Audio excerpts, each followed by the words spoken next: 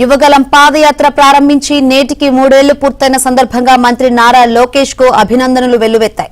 మంగళగిరిలోని పార్టీ కేంద్ర కార్యాలయానికి వచ్చిన మంత్రి లోకేష్ కు నేతలు అభినందనలు తెలిపారు.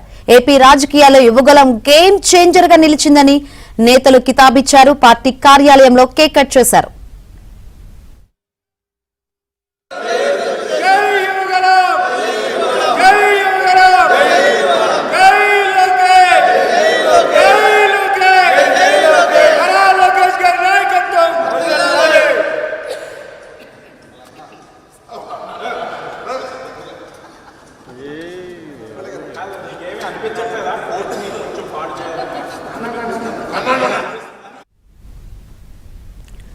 యువగలం పాదయాత్ర ప్రారంభించి నేటికి 3 ఏళ్లు పూర్తయిన సందర్భంగా మంత్రి నారా లోకేష్ కు అభినందనలు వెల్లువెత్తాయి.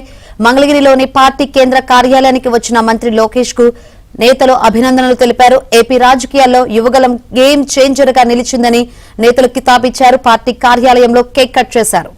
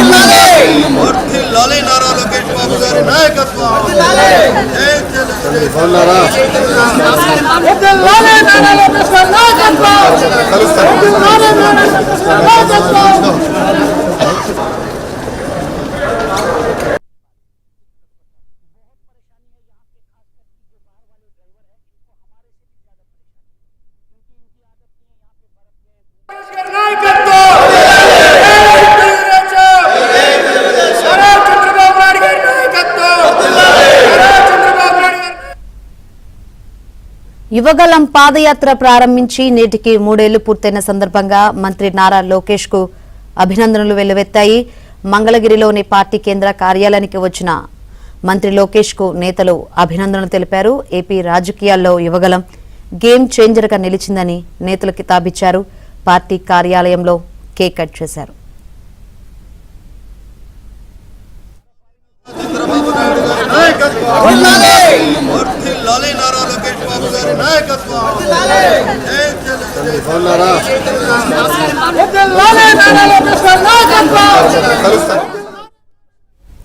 రైట్, లోకేష్ యువగలం పాదయాత్ర 3 ఏళ్లైంది పూర్తయి. ఇప్పుడు 3132 కిలోమీటర్ల మేర ఆయన పాదయాత్ర నిర్వహించారు. మరిన్ని వివరాలు అందించేందుకు టీడీపీ పార్టీ కార్యాలయం నుంచి మా ప్రతినిధి పూర్ణ లైవ్ ద్వారా సిద్ధంగా ఉన్నారు. పూర్ణ, ఏంటి అప్డేట్స్?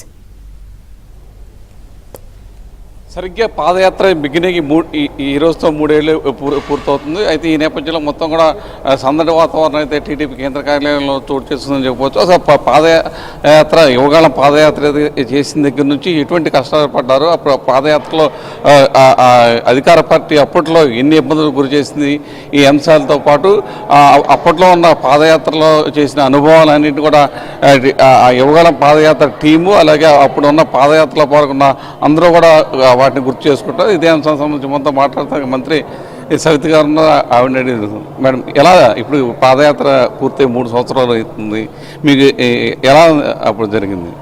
నిజంగా అండి, మరి రాష్ట్రము మనమంతా చూసాం. ఒక పక్క ప్రశ్నిస్తే కేసులు పెట్టడం, రపరప నరకటం, కుటుంబ సభ్యులను కూడా నరకటం చూసాం. ప్రశ్నిస్తే బడుగు బడిహీన వర్గాలు ఏ విధంగా దారుణంగా చంపారో చూసాం, కేసులు పెట్టారో చూసాం. కరోనాలో మాస్కులు అడిగితే మరి ఏ విధంగా ఇబ్బంది పెట్టారో చూసాం. మరి ఈ రాష్ట్రం సర్వనాశనం అయిపోతుంది. ఈ రాష్ట్ర పరిస్థితిని, తెలుగుదేశం పార్టీని, ఈ రాష్ట్ర భావితరాల భవిష్యత్తు కాపాడాలని మరి మన యువగలం అధినేత నారా లోకేష్ బాబు గారు పాదయాత్ర చేయాలన్నప్పుడు నిజంగా అందరిలోనూ ఒక ధైర్యం వచ్చింది. మేము సైతం లోకేష్ బాబు గారితో ఉంటామని నిజంగా చాలామంది యువకులు, మహిళలు స్వచ్ఛందంగా బయటకు వచ్చి యువగలం పాదయాత్ర పూర్తి చేశారు. అంతేకాదు మరి తాతగారి అనుభవంతో, తాతగారి ఆశయాలతో, తండ్రి గారి అనుభవంతో, అదేవిధంగా తల్లి క్రమశిక్షణతో మరి ముద్దుల మామయ్య ముద్దులల్లుడు మరి నిజంగానే పాదయాత్ర చేయగలడా? మరి ఎంతోమంది వైసీపీ నాయకులు చాలా హేళన చేసి చూపించారు. కానీ ఏదైతే ఈ ఆంధ్రప్రదేశ్ భావితరాల భవిష్యత్తు కోసం నారా లోకేష్ బాబు గారు అడుగు బయట పెట్టిన వేళ ముఖ్యంగా యువత అందరూ ఈ పాదయాత్ర సక్సెస్ చేయాలని ఎంతో కష్టమైన నారా లోకేష్ బాబు గారు ఎక్కడ అదరం బెదరం చెదరం మరి వైసీపీ పార్టీ వాళ్ళు అణువున ఏ విధంగా ఇబ్బంది పట్టారో చూసాం. ధైర్యంగా నేనున్నాను అని లోకేష్ బాబు గారు పోవటం, ఈరోజు కూటమి ప్రభుత్వం అధికారంలోకి రావటం కూడా కీలకమైన పాత్ర మరి యువగలం అధినేత నారా లోకేష్ బాబు గారు అనే విషయం కూడా తెలియజేస్తున్నాం. ఎందుకంటే మరి గ్రామాల్లో కూడా మనం చూసాం, పాదయాత్ర చేసినప్పుడు అక్కడ గ్రామీణ స్థాయిలో ఉన్న సమస్యలు ఏంటి, ఈ బడుగు బడిహీన వర్గాలు ఏ విధంగా ఇబ్బంది పడుతున్నారు, మనం ఏం చేయాలని మేనిఫెస్టోలో పెట్టడం.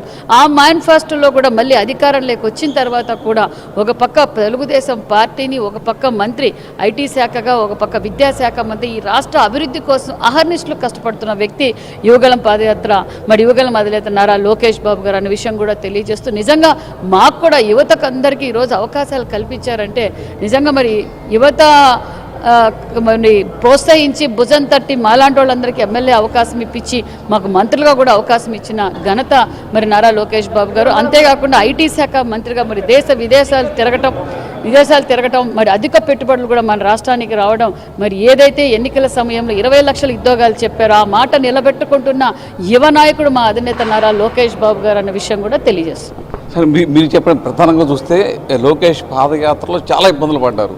ఇంకోటి ఆఫ్టర్ యువగాళం పాదయాత్రను ఆఫ్టర్ యువగాళం పాదయాత్ర చూడండి, రెండు కూడా ఎలా కంపేర్ చేసుకుంటారు?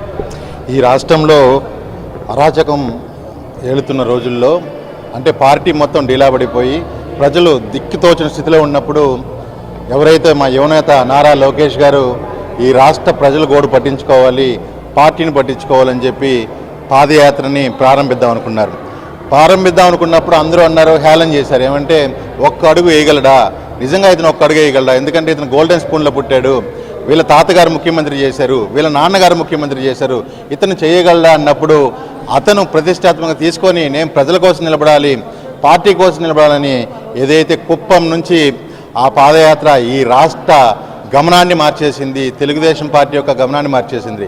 అందరూ అనుకుంటారు మేము వానర సైన్యంలాగా లోకేష్ గారు పాదయాత్ర నడిచామని, కానీ అణువున ఆయన మమ్మల్ని ప్రేరేపిస్తూ మా బాగోగులను పట్టించుకుంటూ పార్టీ శ్రేణులు ప్రజల యొక్క బాగోగులు తెలుసుకుంటూ తన పాదయాత్రని తన గళాన్ని మహాగలంగా మార్చి ఈరోజు తెలుగుదేశం పార్టీ కూటమి ప్రభుత్వం అధికారంలో రావడానికి తను చాలా ముఖ్యమైన పాత్ర పోషించాడు.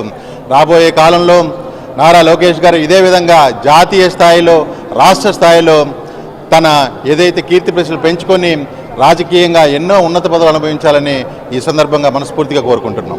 ఇది పరిస్థితి ఏదైతే యువగల పాదయాత్ర ద్వారా కూడా ఆంధ్రప్రదేశ్ దిశానిర్దేశం కూడా మార్చిన పరిస్థితి ఉందని కూడా చెప్పవచ్చు. అయితే ఖచ్చితంగా యువగల పాదయాత్ర తర్వాత కూడా ఒక స్ఫూర్తిని అయితే తెలుగుదేశం పార్టీకి నింపింది. అదే స్ఫూర్తి కూడా భవిష్యత్తులో కూడా కొనసాగితే కూడా టీడీపీ నేతలు అయితే చెప్తున్న పరిస్థితి. Right, thank you.